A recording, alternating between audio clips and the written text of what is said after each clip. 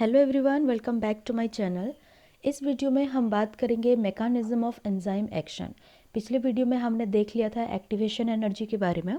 इस वीडियो में हम डिस्कस करेंगे जो एंजाइम सबस्ट्रेट के साथ रिएक्ट करता है तो वो किस तरह से रिएक्ट करता है।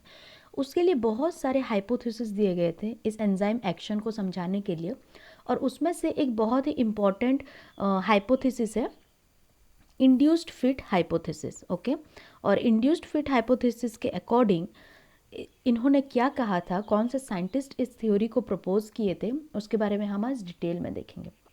तो इंड्यूस्ड फिट हाइपोथेसिस जो है, इसको सबसे पहले कोस्टलैंड ने दिया था। कोस्टलैंड ने इसको 1958 में दिया था, और इन्होंने एंजाइम और सबस्ट्रेट का कॉम्बिनेशन, एंजाइम और सबस्ट्रेट का जो रिएक्शन है उसको समझाने का कोशिश किया था। तो चलिए देखते हैं कि इस थ्योरी में कोस्टलैंड ने क्या कहा था। तो सबसे पहले उन्होंने ये बोला कि जो first the substrate binds to the active site of the enzyme fitting into the active site. इसका मतलब ये है, हम जानते हैं एक एंजाइम होता है, मान लो ये एक छोटा सा एंजाइम है। अब इस एंजाइम के पास एक एक्टिव साइट प्रेजेंट होता है, ये आप अच्छे से जानते हो। तो ये जो एक्टिव साइट होता है, यहीं पे आके सबस्ट्रेट मॉलिक्यूल का बाइंडिंग होता है। लेकिन उन्होंने ये प्रपोज किया था कि हमेशा जो सबस्ट्रेट होता है वो हमेशा ज़रूरी नहीं है कि उस एंजाइम का जो एक्टिव साइट है उसके अकॉर्डिंग फिट हो जाए। ओके, तो उन्होंने ये बोला कि कभी कभी ये एंजाइम का जो एक्टिव साइट है और सबस्ट्रेट का बाइंडिंग साइट, ये थोड़ा बहुत डिसिमिलर हो सकता है। मान लो कुछ इस तरह का स्ट्रक्चर इसे मिल गया। ओके, कुछ इस तरह का स्ट्रक्चर इसे मिल गया, ये भी आके यहाँ पे फिट हो पाएगा अगर ये इसका सबस्ट्रेट है तो। लेकिन इसको क्या करना होगा, जब ये सबस्ट्रेट आके एक्टिव साइट के पास जाएगा और इसे फिट करने का कोशिश करेगा, तो इस पर्टिकुलर एंजाइम का जो शेप है इसमें थोड़ा सा अल्टरेशन आएगा, थोड़ा सा चेंज आ जाएगा, जिसकी वजह से कि अब ये पर्टिकुलर एंजाइम इस सबस्ट्रेट को अपने एक्टिव साइट पर बाइंड करके रख ले।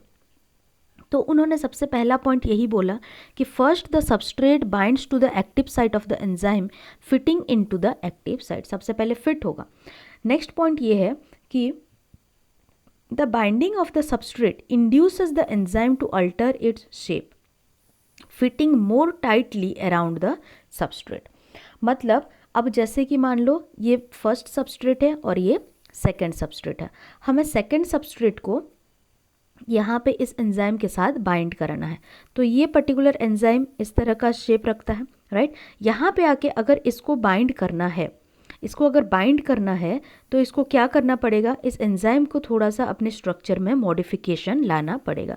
जैसे कि ये पर्टिकुलर एंजाइम था, अब ये अपने शेप में कैसा चेंज ला रहा है, ये मान लो इस तरह का एक चेंज ला रहा है।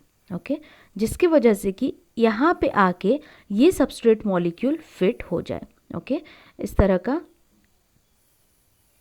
तरह से इस सबस्ट्रेट मॉलिक्यूल फिट हो जाएगा, मतलब एंजाइम में थोड़ा बहुत चेंजेस आ रहा है।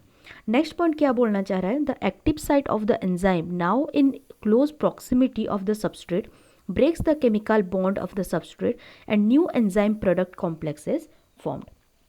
आप जानते हैं जब भी कोई सबस्ट्रेट एंजाइम के एक्टिव साइट के साथ बाइंड होता है, जो पुराने बॉन्ड्स होते हैं उनका ब्रेक डाउन होने लगता है और जो न्यू बॉन्ड्स होते हैं उनका फॉर्मेशन होने लगता है। तो एक्टिव साइट के साथ जो पर्टिकुलर एरिया बाइंड करेगा उसमें जितने भी बॉन्ड्स प्रेजेंट होंगे उनका ब्रेक डाउन होना स्टार्ट हो जाएगा, और न्यू बॉन्ड्स जो भी होंगे प्रोडक्ट में उसका फॉर्मेशन होना स्टार्ट हो जाएगा। और बीच में ये जो इंटरमीडिएट कॉम्प्लेक्स का फॉर्मेशन होता है इसे हम बोलते हैं ES कॉम्प्लेक्स और enzyme substrate complex. Next point ये है कि the enzyme releases the product of the reaction and the free enzyme is ready to bind to another molecule of the substrate and run through the catalytic cycle once again. मतलब enzyme substrate complex का formation हुआ, इसके साथ साथ अगर new bond का formation हो जाता है तो वो प्रोडक्ट मॉलिक्यूल कहलाता है। अब इस सबस्ट्रेट के साथ, अब इस पर्टिकुलर एंजाइम के साथ न्यू प्रोडक्ट मॉलिक्यूल बाइंड हो गया होगा इस तरह का। ओके, मान लो प्रोडक्ट का शेप इस तरह का है, तो ये सबस्ट्रेट कन्वर्ट होकर इस तरह का प्रोडक्ट बन गया होगा। अब ये कौन सा कॉम्प्लेक्स बन गया, enzyme product complex. Enzyme product complex के बाद अब क्या होगा, एंजाइम रिलीज कर देगा प्रोडक्ट को और प्रोडक्ट अलग चला जाएगा और उसके साथ साथ एंजाइम भी फ्री हो जाएगा। एंजाइम फ्री होने के बाद ये पर्टिकुलर एंजाइम किसी दूसरे सबस्ट्रेट को रिएक्ट करेगा उसके साथ बाइंड करेगा और फिर से एक न्यू प्रोडक्ट का फॉर्मेशन करेगा।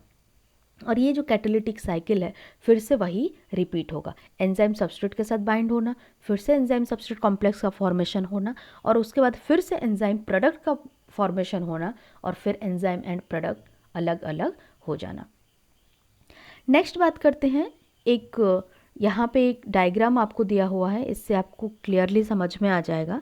सबसे पहला मान लो ये एक एंजाइम है। इस एंजाइम के पास इस तरह का एक एक्टिव साइट प्रेजेंट है और ये रहा सबस्ट्रेट, थोड़ा बहुत सिमिलैरिटी शो कर रहा है। तो सबसे पहला पॉइंट क्या हुआ, substrate enters the active site of the enzyme. इसके बाद क्या हो रहा है, एंजाइम सबस्ट्रेट कॉम्प्लेक्स का फॉर्मेशन हो रहा है। एंजाइम क्या काम कर रहा है, changes the shape slightly as the substrate binds. सबसे पहले देखिए यहाँ पे जो शेप है ये थोड़ा सा अलग दिख रहा था इस शेप के अकॉर्डिंग, मतलब जब ये सबस्ट्रेट आया इसके साथ बाइंड करने के लिए तो एंजाइम का जो एक्टिव साइट है वहाँ का शेप थोड़ा सा मॉडिफाई हुआ है। तो इसी वजह से इसका नाम क्या पड़ गया, इंड्यूस्ड फिट। मतलब एक सबस्ट्रेट आके इस पर्टिकुलर एंजाइम को इंड्यूस कर रहा है और अपने आप को यहाँ पे इसके एक्टिव साइट में फिट कर रहा है, इसीलिए इस थ्योरी का नाम है इंड्यूस्ड फिट हाइपोथेसिस, और इसे इंड्यूस्ड फिट मॉडल भी बोला जाता है। इसके बाद क्या हुआ है, थर्ड पॉइंट में substrate is converted into product. अब सबस्ट्रेट के जितने भी बॉन्ड्स होंगे जिनको ब्रेक होना है वो बॉन्ड्स ब्रेक हो जाएंगे, न्यू बॉन्ड्स का फॉर्मेशन होने लगेगा और उसके बाद यहाँ पे प्रोडक्ट का फॉर्मेशन होने लगेगा। प्रोडक्ट देखिए आपको दोनों अलग अलग कलर में यहाँ पे दिखाए गए हैं, एक ब्लू कलर और एक येलो कलर, दोनों ही आपके प्रोडक्ट्स हैं। और ये प्रोडक्ट फाइनली एंजाइम से रिलीज़ हो जाएंगे और एंजाइम का पहले जो शेप हुआ करता था एक्टिव साइट का वैसा ही शेप यहाँ पे आपको देखने को मिल जाएगा। और फिर से ये एंजाइम फ्री हो जाएगा और न्यू सबस्ट्रेट के साथ बाइंड करने लगेगा और फिर से प्रोडक्ट का फॉर्मेशन भी करने लगेगा।